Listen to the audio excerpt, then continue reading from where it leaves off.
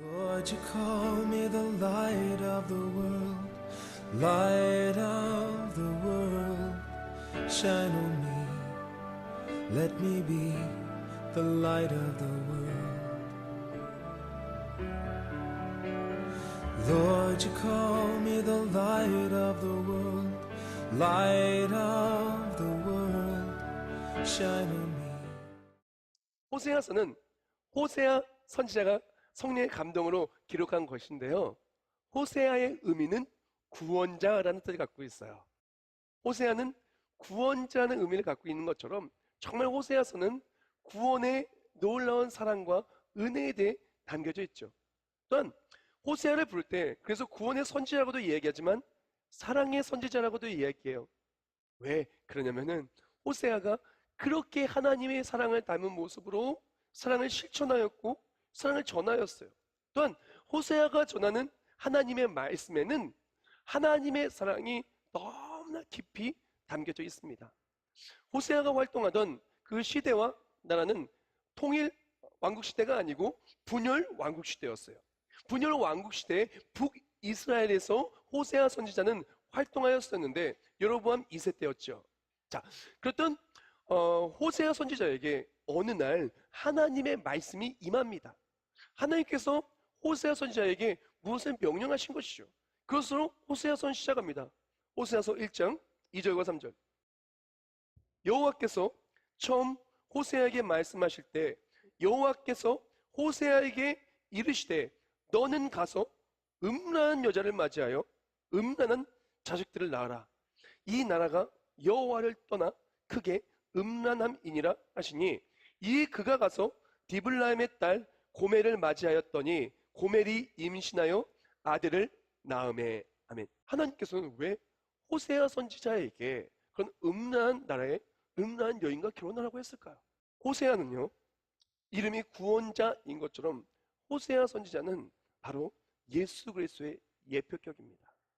그러던 북이스라엘 타락한 이스라엘 백성은 누구를 의미합니까? 바로 타락한 그리스도인들을 의미하는 겁니다. 또한 고멜은 누굴까요? 그 중에서 타락한 물질에, 세상의 욕망과 정욕에, 내가 원하는 것에 다 우리의 모든 육신과 생각과 삶과 인생을 다 넘겨버린 너무나 타락하고 너무나 불쌍한 여인을 말하는 거예요. 그러나 하나님께서는요, 이 호세아 선지자를 통해서 이 구원의 예수 그리스도를 통하여 이랬던 고멜이라 할지라도 절대로 고멜을 포기할 수 없는 하나님의 사랑을 보여줍니다. 세상 사람들은 고멜을 보고 손가락질한다 할지라도 도저히 하나님의 사랑을 받을 수 없는 그런 추악한 죄악 덩어리라 할지라도 그 죄악의 열매가 주렁주렁 있다 할지라도 하나님은 고멜을 버릴 수가 없는 거예요. 그 죄악된 이스라엘을 버릴 수가 없는 거예요. 아니요, 도리어 사랑하고 하나밖에 없는 독생자를 주시기까지 이릅니다. 그 독생자는 그 타락한 이스라엘 백성을 타락한 죄악에 빠져서 세상의 모든 마음과 몸이 다 빼앗겨버린 그 불쌍한 사람을 위하여 십자가에 못 박혀 죽으시죠. 예수의 구원은 그렇게 완성되어집니다. 호세아서의 내용은 예수 그리스도의 놀라운 구원하심과 우리를 절대 포기하지 않으시는, 내가 어떤 모습이라 할지라도 나를 구원하시기 위해 모든 것을 다 쏟아부어 주시는 그 하나님의 사랑이 담긴 사랑의 메시지인 것입니다. 호세아서를 보면은 반복적으로 나오는 단어가 하나가 있어요. 계속 나옵니다. 너무나 중요한 단어예요. 호세아서를 통해서 하나님이 우리에게 딱 한마디를 하신다면 바로 이 단어를 말하실 것 같아요. 왜? 반복적으로 계속 나오기 때문에. 또한 오늘 말씀 제가 호세아서를 전반적으로 좀 나눌 건데 나누면서 인용하는 성경 구절들을 보십시오. 이 단어가 얼마나 많이 나오나. 우리가 사순절에 꼭 결단하고 해야 될 일이기도 합니다. 그 단어는 무엇이냐면은 바로 돌아오라예요. 오라, 우리가 여호와께로 돌아가자. 여호와께서 우리를 찢었으나 도로 낫게 하실 것이요 우리를 찢었으나 싸매어 주실 것입니다. 여기서 우리가 여호와께로 돌아가자 영어 성경 이렇게 말합니다. Let us return to the Lord. 돌아가자 return이라는 단어 썼어요. 우리가 주께 돌아와야 되는데 이 단어가 너무 저는 은혜가 되더라고요. 예를 들면 return, 우리는 다시라는 뜻이고 턴은 돌리다라는 뜻이에요. 즉 return은 무엇이냐? 다시 돌리라는 거예요. 무엇을? 하나님을 떠나서 물질의 우리 삶에, 내 욕망의 우리 삶이 완전히 향했다면 이 방을 다시 트는 거예요. 어디로? 하나님께로. 세상을 향해 나아가던 방향이 하나님을 향한 방향으로 리턴, 돌려야 된다는 거예요. 돌릴 때 회복이 있다는 거예요. 돌릴 때 하나님의 은혜를 통해 그 사랑을 깨닫게 된다는 거예요. 돌릴 때 우리 삶도 반드시 간증의 그 꽃이 피어나게 된다는 것이에요. 반복적으로 얘기합니다. 오세아서 12장 6절 말씀. 그런즉 너희 하나님께로 돌아와서 But you must return to your God. 인애와 정의를 지키며 항상 너의 하나님을 바랄지니라. 아멘. 돌아오라는 거야. 돌아오라는 거야. 우리는 주께 돌아와야 됩니다. 오늘 본문입니다. 14장 1절입니다. 이스라엘아, 내 하나님 여호와께로 돌아오라. 내가 불의함으로 말미암아 엎드려 졌느니라. 사랑하는 여러분, 우리가 정말 주님께 돌아와야 됩니다. 호세아서는 우리가 주께 돌아와야만 하는 이유를 너무나 잘 이야기하고 있어요. 또한 사순절을 통해서 우리가 반드시 주께 돌아와야 될 이유를 우리는 꼭 붙들어야 됩니다. 돌아와야 하는, 우리가 하나님께로 돌아와서 리턴, 방향이 틀어져서 하나님을 향한 방향으로, 세상을 향한 방향, 물질을 향한 방향, 내 만족을 향한 방향, 인생의 계획을 향한 방향에서 리턴, 다시 돌아와서 주님께 방향이 바뀌어져야 되는데 왜 돌아와야 하냐? 그 첫 번째 이유는 하나님을 떠나면, 하나님을 떠난 삶에는 최악의 절망만이 기다리고 있어요. 최악의 심판, 최악의 것들만이 기다리고 있어요. 와 있을진저 그들이 나를 떠나 그릇같음이니라. 패망할진저 그들이 내게 범죄하였음이니라. 내가 그들을 건져주려 하나 그들이 나를 거슬러 거짓을 말하고. 아멘. 우리가 하나님을 떠나면요, 떠난 그 삶에는 최악의 내일이 기다리고 있어요. 고멜을 보세요. 그렇게 사랑하는 남편, 정말 그렇게 신실한 남편을 떠나서 그렇게 해서는 안 될 그런 모습 속에서 그런 아이들을 낳았다면 내일이 어떻게 되겠어요? 그것이 들통났을 때 그 여인은 어떻게 되겠어요? 그 이스라엘 법도에 따르면 어떻게 되겠어요? 그것은요, 사망이에요. 그것은 죽음이에요. 우리가 하나님을 떠나면은, 떠난 그곳에는 아무리 좋아 보여도, 아무리 좋은 것 같아도 그것은 다 지나가고 결국엔 넘어질 수밖에 없는 겁니다. 하나님께서는 호세아를 통해서 이스라엘 민족에게 말하여 주기를 원하는 거예요. 그곳으로 가지 마라. 그곳으로 가지 말고 나에게 돌아와라. 그곳엔 죽음만이 있단다. 그곳에는 심판만이 있단다. 그곳엔 넘어짐만이 있단다. 죄악의 결과만이 있단다. 돌아와라라고 말하는 거예요. 여기서 우리가 주목해야 될 상황이 있어요. 그것은 무엇이냐면은 오늘 본문 속에 북이스라엘의 상황입니다. 시대 상황입니다. 또한 고멜의 현 상태입니다. 본문 속에서 북이스라엘은 여로보암 2세 때의 그 시대인데, 놀라지 마세요. 이때는요, 북이스라엘이 가장 잘 살던 시기였어요. 아수르가 아람을 쳤는데 아람이 완전히 힘이 다 빠졌어요. 그러니까 그때를 틈타서 북이스라엘이 진격 앞으로 해서 영토들을 막 어마어마하게 점령합니다. 다 회복합니다. 그래서 어마어마한 북이스라엘 역사상 가장 영토를 많이 가졌던 시기예요. 그것도 모자라서 다메섹이라는 곳을 그렇게 얻게 되었는데, 다메섹이 어떤 곳이냐면은 완전히 교역의 중심지이자 정말 핵심이 되는 요충지예요. 그래서 거기를 딱 차지하니까 그다음부터 나라 경제가 살아요. 그리고 정말 잘 살게 되었어요. 북이스라엘 가장 번성하던 시기가 바로 이 시기예요. 그때 하나님께서는 호세아 선지자를 보내신 거거든요. 사랑하는 여러분, 우리는 역사를 알고 있습니다. 북이스라엘에서 어떻게 됩니까? 이 번영이 계속 가나요? 계속 가지 않아요. 이 번영은 끝날 날이 오는 겁니다. 하나님께서 우리에게 말씀하시는 것은 이 잘못된 길로 갈 때 최악의 상황이 있기 때문에도 하지만 돌아와야 되는 또 다른 이유가 있어요.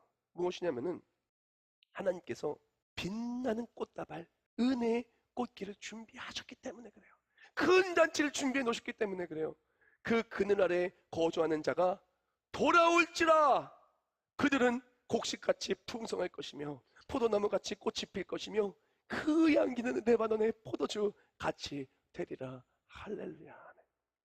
우리가 돌아와야 되는 이유는 하나님을 떠나가는 길은 나락이요 죽음이요 패배요 영원한 절망이기 때문에 돌아오기도 해야 되지만 하나님께 돌아온 그곳에는 어마어마한 잔치가 은혜의 꽃길이 빛나는 꽃다발이 은혜의 꽃길을 걸어간다 하면 영원한 행복한 아름다운 꽃밭이 영원한 꽃밭이 펼쳐져 있기 때문에 그래요.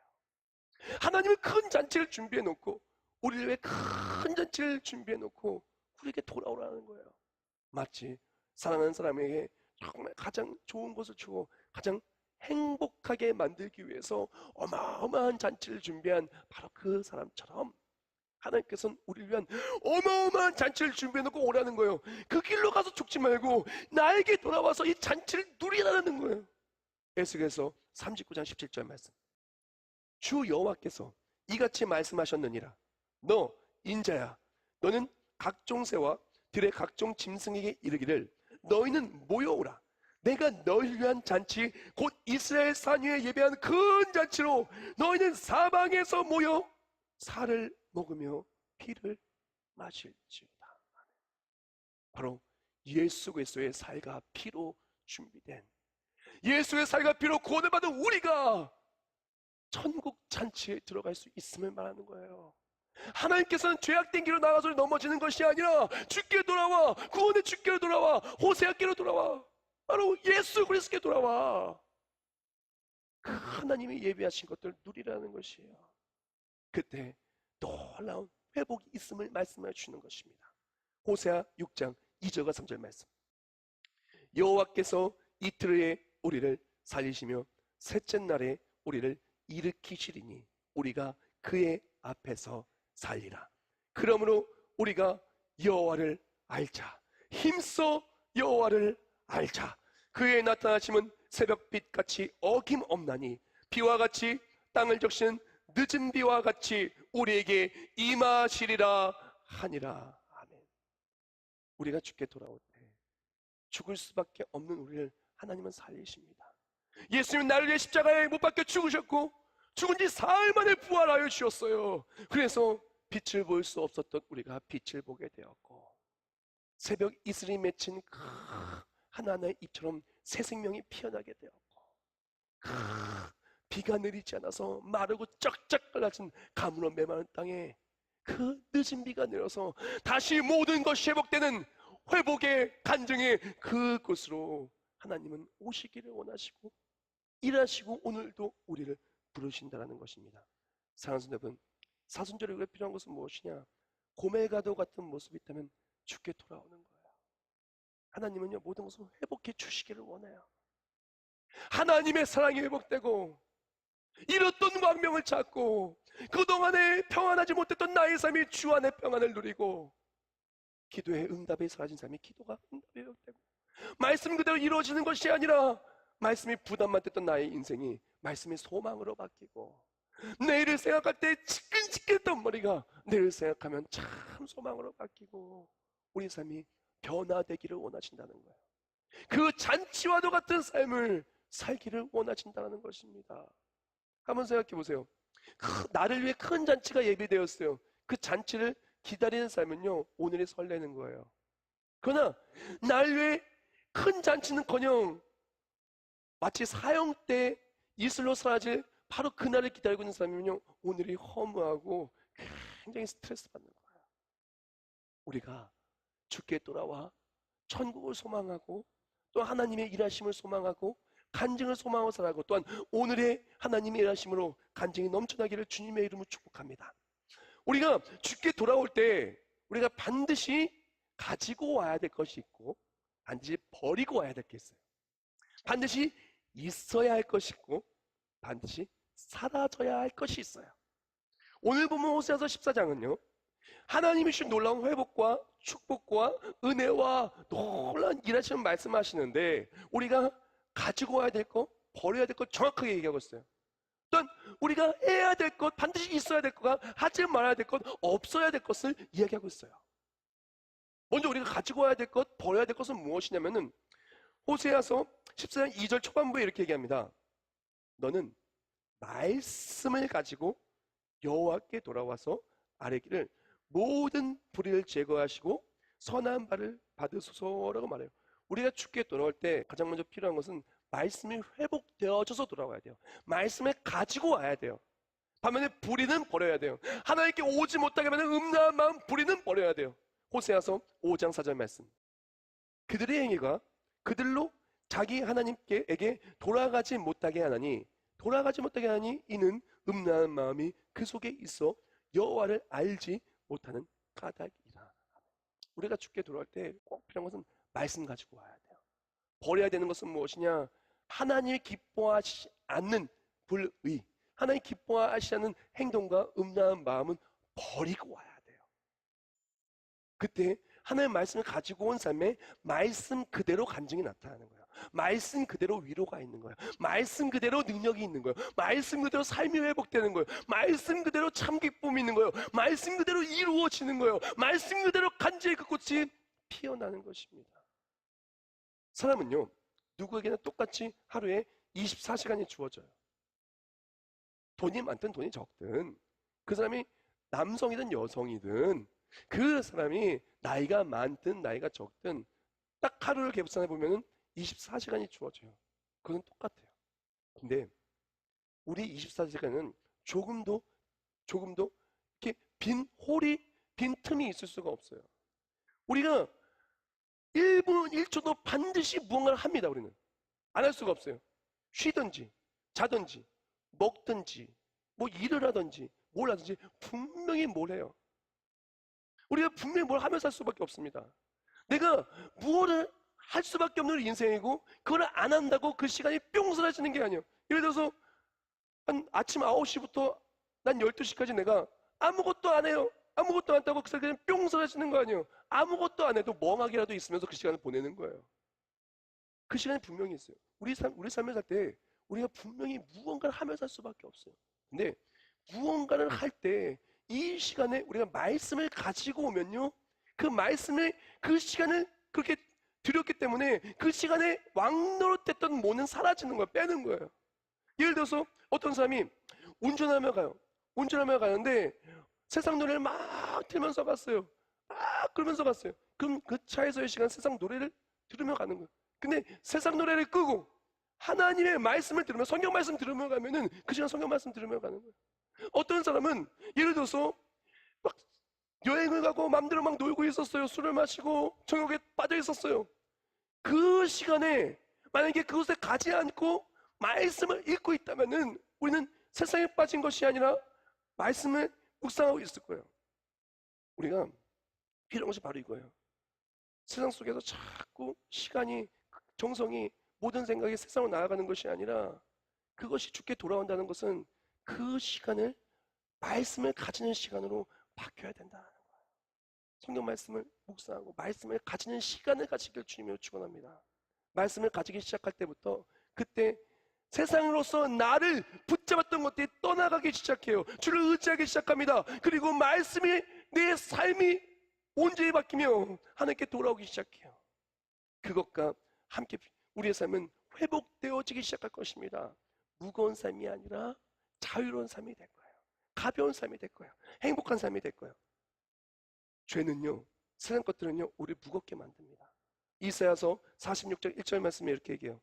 벨은 엎드려졌고 느보는 구부러졌도다. 그들의 우상은 짐승과 가축에게 실렸으니 너희가 떠매고 다니던 그것들이 피곤한 짐승의 무거운 짐이 되었도다.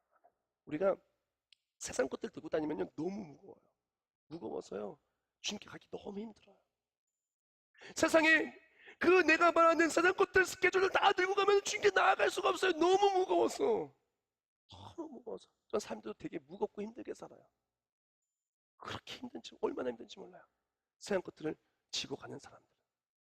우리가 필요한 것은 복음을, 하나님의 말씀을 가지고 살아야 돼요. 에베소 6장 15절 말씀은 이렇게 얘기합니다.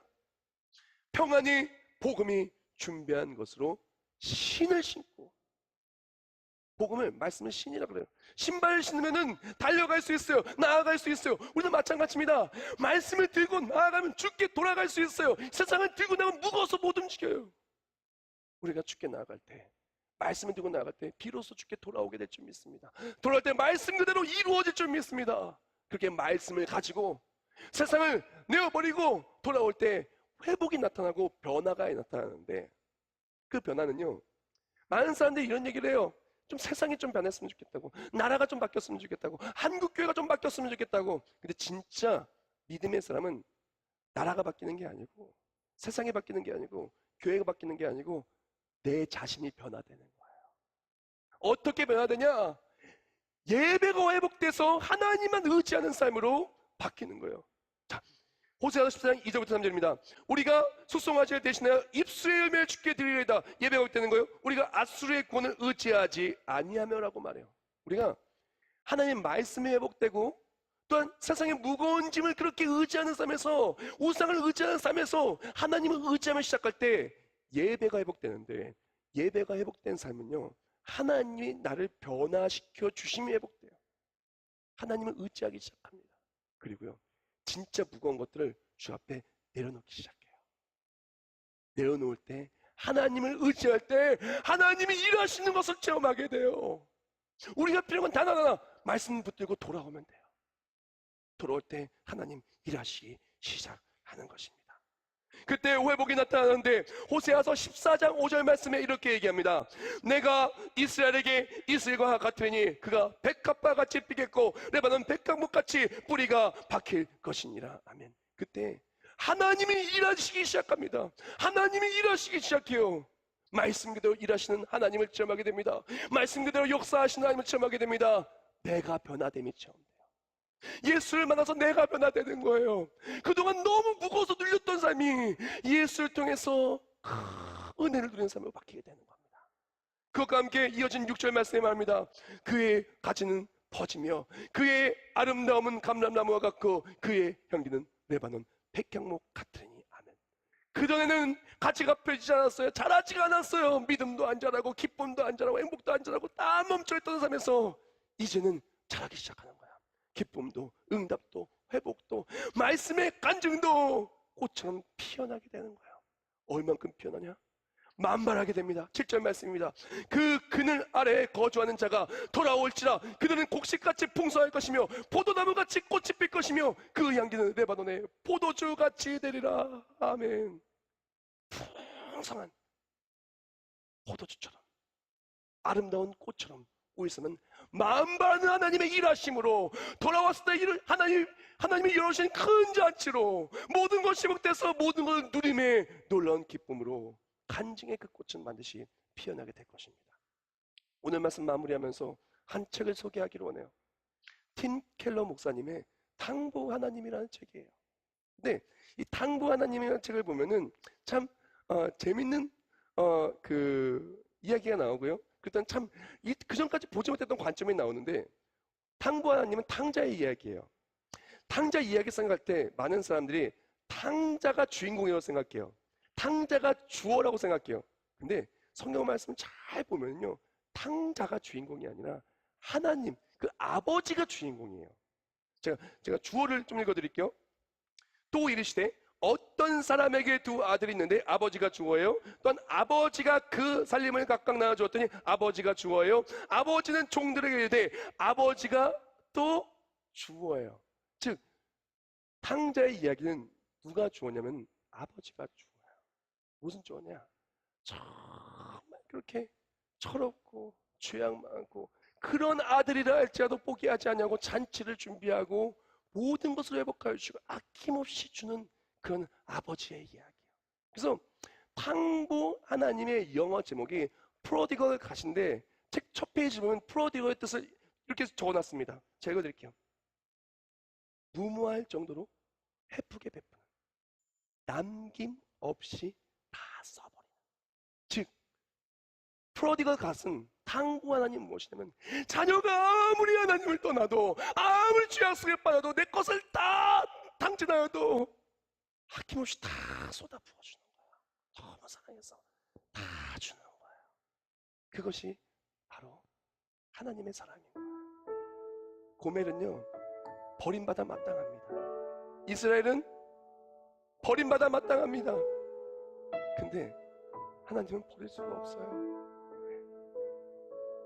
당부 하나님, 프로디가 하나님은요 내 모든 것을 다 내어줘도 내 사랑하는 그 아들만, 그 딸만 돌아온다면 하나도 아깝지 않으신 거예요. 내 목숨을 내어주더라도 우리만 살리면 아깝지 않은 거예요. 아무리 세상 사람들 손가락질하여도 하나님은 우리를 사랑하는 그 마음을 멈추실 수가 없는 거예요. 하나님은 아낌없이 우리에게 주십니다. 하나님 우리에게 오늘도 말씀하시고 돌아오라는 거예요. 왜? 우리가 죽는 것을 보느니 차라리 본인이 죽겠다는 거예요. 우리에게 돌아오라는 거예요. 왜요? 우리 향해 큰 잔치를 예비하셨기 때문에. 사순절입니다. 주께 돌아옵시다. 주님 곁으로 돌아올 때 오직 주님만이 나의 모든 것 되심을 체험하며 간절히 꽃이 피어나고 말씀이 그대로 내 삶의 간증이 되고 내 삶에 하나님의 열심히 회복되어 꽃이 만발한 은혜의 삶을 사는 우리 모두가 되기를 주님의 이름으로 축복합니다.